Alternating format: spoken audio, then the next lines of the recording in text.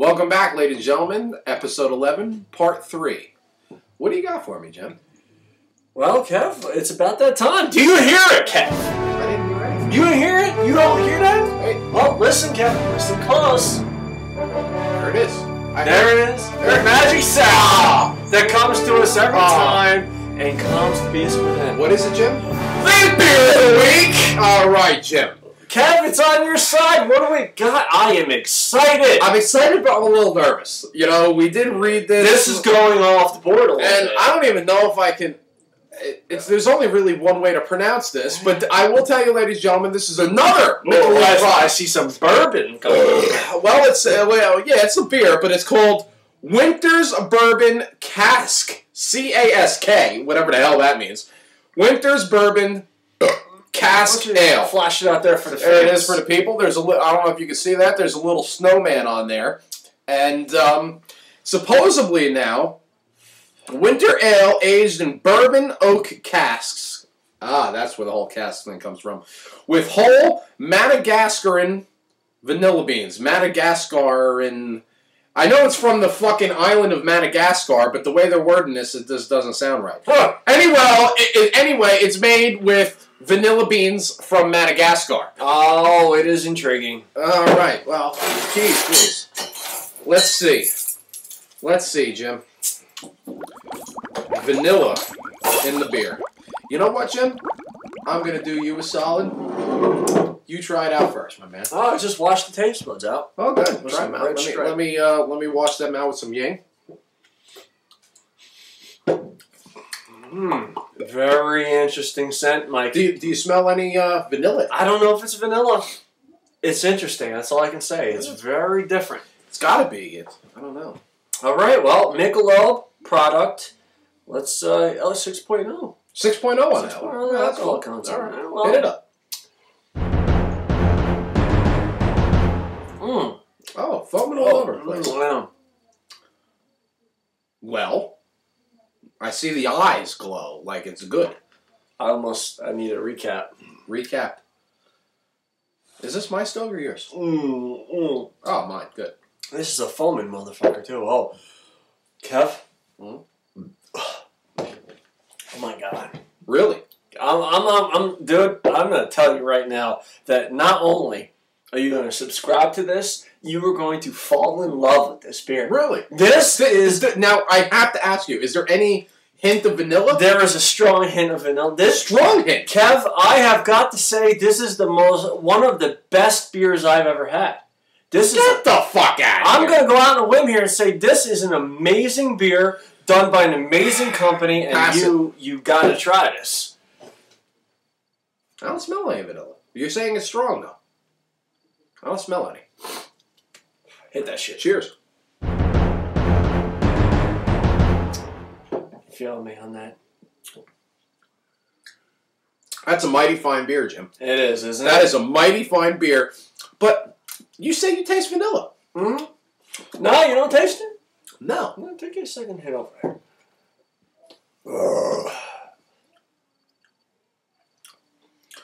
After the second hit, I taste a hint, but nothing like extraordinary. It's not overbearing. Well, that's a good thing. That's a good thing. It's great. I mean, let's be honest. We've had a lot of pumpkin beers. We've had a lot of berry beers. Now we have a vanilla beer here. And I kind of stick to the stuff that's on a little bit of a lighter side because I still want to know I'm drinking beer. Even though the pumpkin beer, that was strong pumpkin, I loved. You did, I did. I loved that. That was fucking incredibly I good. the overbearing pumpkin. Yeah, but this, I give this a big 2 thumbs up, Jim. I'm in. I'm Me in too. solidly. 4 thumbs up. Winter's Bourbon Cask Ale by Michelob Brewing Company. It's a Mickey product. Very good stuff. All right, you want to finish that one off? Well, I got Ying to finish here. And once I polish this 40 down, I'll have a Well, couple of Kev, those. it's time to go into politics and issues. Politics and issues. All right, well, I think it's important to talk about. I just have to ask you, because I've noticed sometimes when we say politics and issues, sometimes it's politics, sometimes it's issues. Mm-hmm. What is this falling in more of? Is this an issue or more a politic-based thing? I think this is a little bit of both, personally. Really? Yeah, because it's the war in Afghanistan is what we're going to talk about. Ooh, yeah, that's a good one. Yeah. That you is know what I both. mean? That is both. Are we finally in the fucking right place? Are we finally fighting the fight in the right fucking place? You know what I mean? We went to Iraq. Bush had to finish his daddy's war. You know what I mean? I mean, you know, now we're going to the country where the Taliban actually exists up in the mountains. Are we finding the right place? Is this where it's at? Are we on the right path in the right direction? All right, this is my take on the entire war. Period. Okay. Whether I go into 9/11 or not, this is my take on it. Let's figuratively speak that Osama bin Laden and the Al-Qaeda network are 100% directly responsible for this. And now, granted, that's figuratively speaking, right? Mm-hmm. So, as of right now, bin Laden is our goal. Am I wrong on that? No, that is technically, you know, what we're led to believe is the goal. Now, I want to ask you this. Do we have the technology to find this asshole? You would think we did, but apparently we don't. Well, no, I say apparently we do. I think we know exactly where bin Laden is. I think we know his fucking entire schedule. I think we know when he wipes his ass, where he's wiping his ass, and where he's ditching the toilet paper. Yeah. Okay, keep in mind, this is a motherfucker who's on dialysis. It's not like he can go too far. Okay, and not to mention, he has to, if he does... I didn't know he was on dialysis. Of course he is. He's not getting dialysis in a motherfucking cave. Okay, he's got to get to the machines to do the fucking dialysis. It's just ridiculous. So, you know, I think we know exactly where he is, and this is my take on why we have not seen this motherfucker brought to justice. Mm-hmm. Okay, keep in mind, it's like looking at the mafia. Okay, mm-hmm. If you were to just instantaneously chop off the head of this fucking cult or whatever you want to call the fucking, you know, Taliban. Okay, you are going to have people looking for justice mm-hmm. because we killed his leader or we took his leader. Okay, somebody is immediately going to step to his ranking in that fucking organization, and they're going to take action right away. And if, per se, the Al-Qaeda is responsible for 9/11, you would probably have another 9/11 on your hands immediately by taking this man. So it's kind of like playing a game of chess. You don't necessarily want to pop out the fucking queen right away because you have to get to that fucking king. Mm. Okay? You got to knock this off, you know, from the ground up.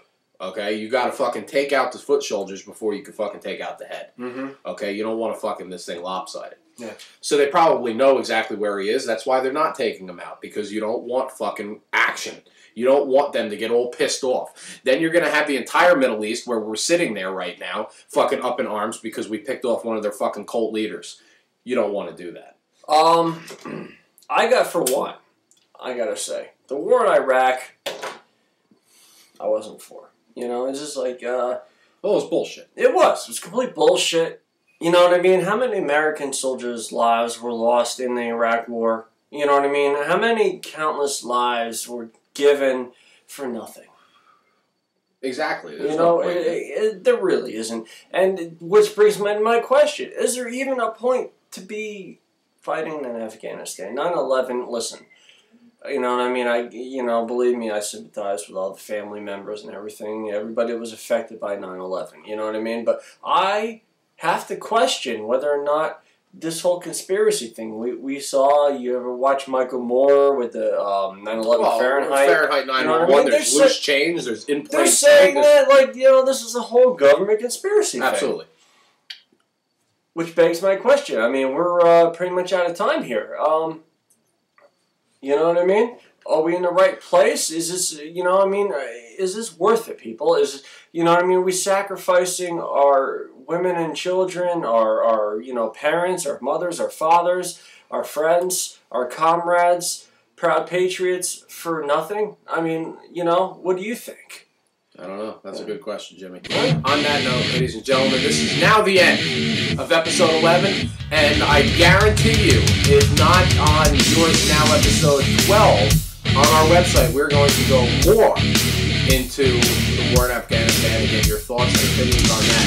So, once again, feel free, comment, people, please. Comment. We'd love to hear your comments on Afghanistan. That was really good.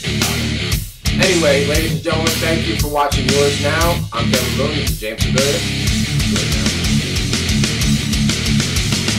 Can't you see I'm easily bothered by persistence? One step